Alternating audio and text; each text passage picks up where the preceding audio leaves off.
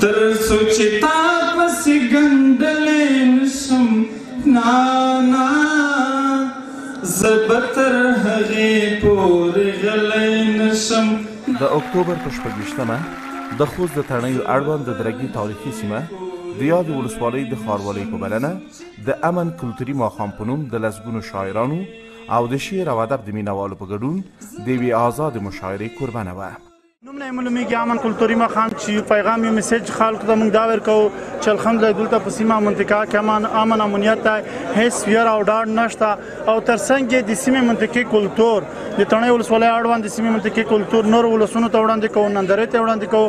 د امن کلتوري ماښام ته د خوست د بیلابیلو سیمو سربیره د پکتیا، پکتیکا او لوګر ولایتونو یو شمېر روڼ اندي او شاعران هم ورغلي ول چې دا ډول راټولېدنې د خلکو د لرغوني کلتور او یووالي ښکارندوی وبللې. د افغانستان په خلکو کې مینه ده،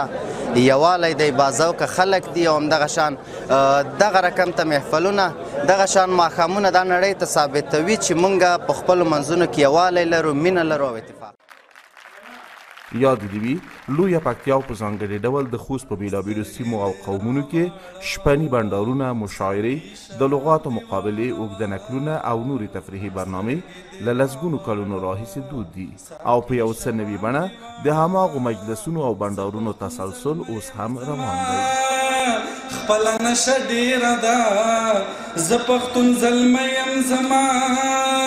خپله نشه ډېره ده سترګې دې راواړوه ساقي شراب دې واړوه.